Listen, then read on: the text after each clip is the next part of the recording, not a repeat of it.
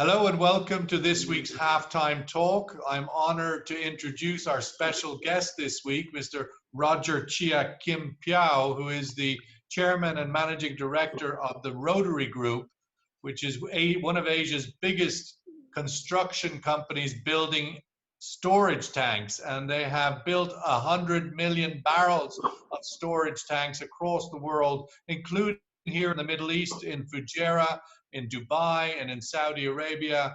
They are a well-known firm that are doing amazing work for 25 plus years. And Roger himself has been in the industry for 50 years. So no better person to give us the pulse of what's happening in Asia storage today, 2 months, 3 months, depending where you stand, into this great COVID crisis. So welcome, Roger, and thank you for joining us on Halftime Talk. Thank you very much, Ed. Thank you very much. Good afternoon. So Roger, we saw in the recent months, storage rates in Singapore jumped some 25%, maybe even more. What's the situation now in Singapore and in the storage outlook for Asia? Oh, it's a boom time for all the storage owners now, right? Because everywhere is over shortage of storage space. So even in that filters also to Indonesia, where some of our friends there, their tank were empty, but today they are full to the brim. So yeah, I think they're enjoying a very good time. Besides that, all the vessels are also full of products. Yeah. There was a lot of reporting in the last few weeks, even in Cushing, Oklahoma, that while all of the storage was booked, it wasn't full. It wasn't being utilized. Booked but not utilized. What's the status in Singapore and in the major storage hubs of Asia? Well, from what we understand, they are all full with products. So it's not just book, but they are actually full of products. And is that, where does the market go now, do you think, that the contango window is closing and becoming, that opportunity is starting to disappear? That is in the market, but it is not still very visual here. Maybe over time, probably these things are moving very quickly. Probably in a couple of weeks, it will soften off. Well, it's what the comment is that it will be softened, but right this moment, there's still not enough storage, and vessels are still very much in demand, as far as I know. And what do you think coming out of this period will be the demand for new storage? Rotary Group, one of the largest contractors in the storage building business. What do you think, what are your clients asking of you? What do you think will be the storage you build coming out of this crisis? I don't think there will be any new builds, because for us, you take at least 18 to 24 months, depending on the size of the terminal they intend to build. Minimum is 18 months on a very quick, on an accelerated schedule. However, the sequence is still the same. So 18 months, maybe it is too long. So right this moment, I don't think that is a good option. Still, a lot of people are very worried about whether it will stay, like what you have just said, that the demand might drop and then the whole thing might change. However, we realize that there are a lot of tank rejuvenation projects. The tanks need to be repaired, and they are, they are accelerating in this area. Rejuvenation, change of products, that means conversion of tanks. Those are shorter term. So these are happening everywhere now. Conversion of what to what? For example, like they are black tanks, they're cleaning up, they're doing some repair, changing classes to fit to store other products. So those kind of rejuvenation and conversion of things are going on. you notice, I don't know, Shen, whether you notice that the age of these tanks, of these terminals, are getting quite old in Singapore, even worldwide. The tank can easily last 30, 50 years. So But the conversion is the big business. conversion, because there are a lot of old tanks, so conversion is a big business now. But isn't the case where Every terminal is doing conversion and repairs. what is the status now in Singapore with that, given that aren't they looking to the government in Singapore to restrict new licenses and move storage off into Malaysia or into other areas? That is true, because Singapore, there's a shortage of land, and the government have given down very clear instruction: no more new terminals should be built on new industrial land. So only those land, the permit is given to only those tanks which are associated or related to the expansion projects of new process plants. Then all their tank pump will be approved. For example, like Neste, Chris project, these are the newer projects still going on in Singapore. Those they are allowed to build new tanks, but no more new land for terminal projects. When you think of the coming out of, given that situation with the new laws and also the coming out of this crisis, will there be more appetite for crude oil storage or for oil product storage tanks, do you think? Oh, that is, like, for example, we know our neighboring country like Pertamina, they are looking for crude tanks whatsoever.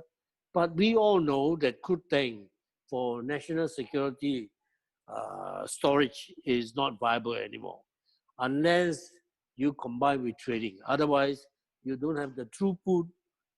That means, and you are paying a few dollars per month for the storage. Is not just viable business. So unless nobody is going to build new tanks for national security reasons. They're more likely at the present moment. To build or to develop underground cavern storage rather than Correct. Above ground. Correct. Why would you think there isn't an appetite for more building new, given the financial win and the cost of storing and floating tankers is so high? Why would there not be an appetite to build new on-ground storage? The on-ground storage, as I told you, is it takes time to build. It takes time. For immediate use, it's not possible. No. From design stage, especially now coming to that's why sometimes our company, Rotary, is able to get job easier, faster, because we go in from the beginning and they have to do a feed study or whatsoever. We negotiated on a different mode of negotiation. It's not tendered. Even tender, the scope is very well defined. So when you define the scope, then you can call for tender. For most of my clients, they are going on a negotiation basis. Therefore, is more speedier in getting in commissioning their plants. That is one of the advantage. When you have that is possible for 18 months. Otherwise, it will take 36 months. I suppose you have to make a gamble, a call on the next opportunity. If for the storage companies to build new tanks, when you see demand falling so much, what is the impact of that on your industry? Right. Most of our clients, they are long-term investors. So they have their own way, they have their off-takers already, and gone to the bank for all the finance. Everything is in place. Therefore, they are willing to go into building new terminals. But for speculation, I think it's very difficult. most of them have their own clients. I How have would not you? seen built any. We have not built any sport tanks unless it's an extension phase where they build new tanks for sport tanks. Otherwise, it's very difficult. Do you see any difference between the outcome of this period in Asia versus the Middle East? Is there a difference in the impact or opportunity for you and for building new tanks between Singapore and Fujairah, for example? Or I think Fujairah by itself is geographically is a little bit different because of the political situation, and the surrounding environment. But in Singapore and this part of the world is pretty mature. Unless we are talking about like in Malaysia, for example, no, there are not many new tanks to be built. Singapore is not permitted to build, but probably in Indonesia, there is still a building demand, and they are looking at the Riau Islands south of Singapore, where they are opening up all the islands for building all these things because you have surrounding waters. For terminal, we need good waters, and very limited actually also for the Riau Island because most of the Riau Island the water are very shallow, so is meant for more the smaller vessel, which are carrying finished products or white products rather than crude. For crude tanks, there are only a couple of areas where they are deep water for the VRCC to come in. So very, very limited for crude tanks. But for product tanks, it is an ongoing thing. in as you say, in and around Singapore, it's a mature infrastructure for energy storage and trading. Correct. But in the Gulf and in Fujairah, and even throughout the region, we're still relatively new to the storage and the trading of products and crude in the local market. What Yes, that I opportunity? think. Rotary was involved in building the first VLCC jetty in Fujairah. What other infrastructure opportunity do you think should be built in order to make the Gulf and to make Fujairah more mature? I anticipate that more tanks will be built, as you could see, for the political situation. But I think more likely or not, you're just building tanks. Like I said, to build crude tanks, it's I don't think the returns are very good. So probably Fujairah will have to go into some process plant, refineries or petrochemical plant, where they have better usage and double usage for their tanks. I think that is a more economical approach. I think probably that is the way they are looking at it. And basically it's for export, right? And look at the situation now in, for example, Indonesia, this part of the world. There are smaller refineries and old, smaller refineries, which are not economical to operate. So a lot of them are shut down. Even in Australia, in Europe, the refineries are shutting down. And what happened? They need refineries, like for example in the Middle East, where they buy finished products. They're buying trading product rather than crude, because it's refining is not profitable anymore. So they rather close down their refineries and buy products, finished products. This is what the trend I could see that is happening. Therefore, in Singapore and surrounding countries, they will be building smaller tanks, maybe chemicals and product tanks. Whereas in the Middle East, like Fujairah, I think crude tanks and even rock caverns are still very prominent and still a lot of And future. that idea of an integrated value chain is important, you're saying? Yes, I think so. That's what I envisage. One of the big drivers of the oil price recently has been obviously many things, but one has been the growing division between China and the United States. That there does appear to be a hardening of positions there.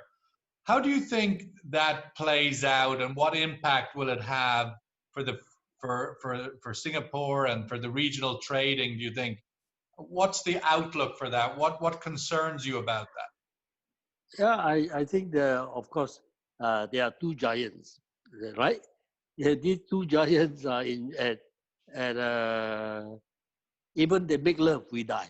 The grass will die. That's what I always tell our guys: be prepared. Somehow it will hit us to a greater or lesser extent.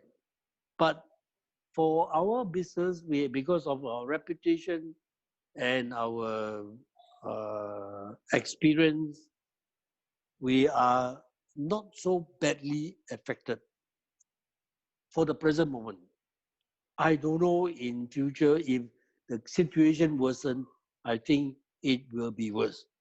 However, there are some spillover that China and US relationship becomes a bit more sour. The investments are coming into Southeast Asia. So we could feel that there are more developments in Vietnam, in Cambodia, a little bit for Thailand, but quite a bit in Myanmar. So we could see that the shift of our projects coming from to the Indo-China area. So we have actually Like quite a lot of away from China, activities is sort of you're saying the away investment from China. Yes, away from China.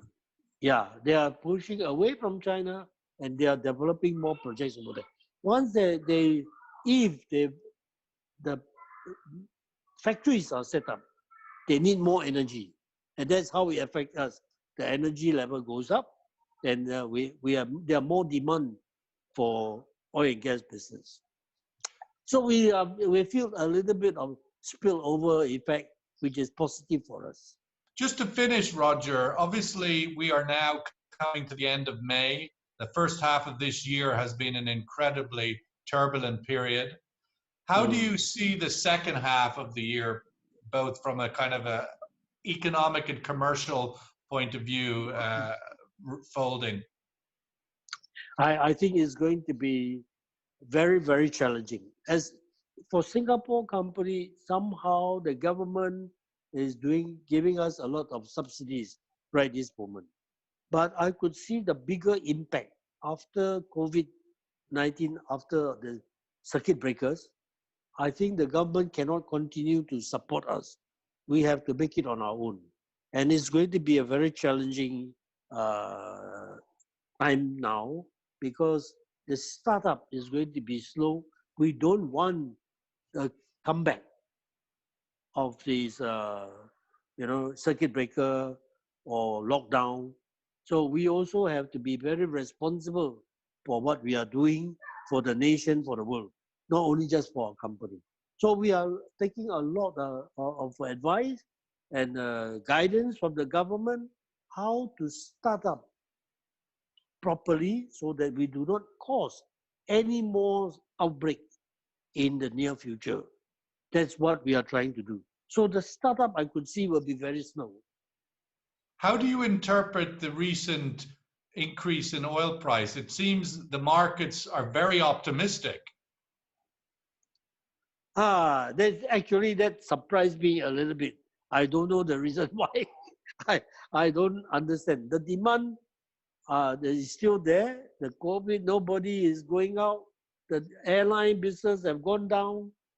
Even I only started my car for once in the past month. So I don't see how the demand is gonna probably speculation.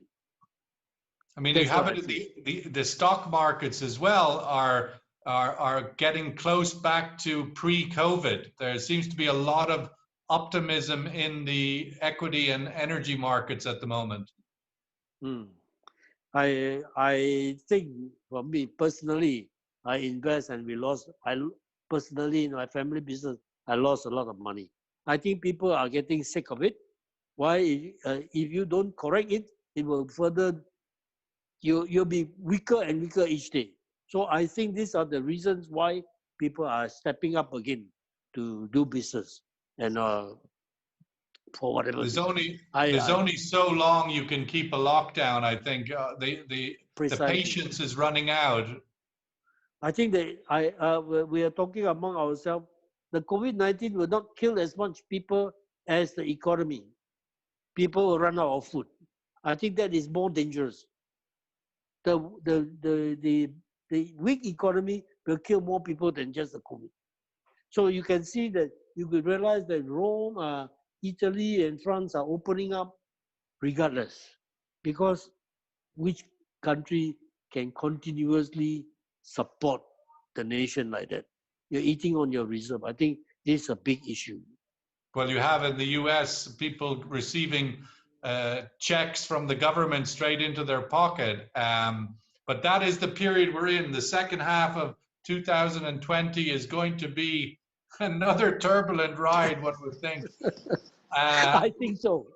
Roger, thank you so much Yes. for joining us on Halftime Talk. And we look forward to welcoming you in Fujairah and at some point, hopefully not too far away.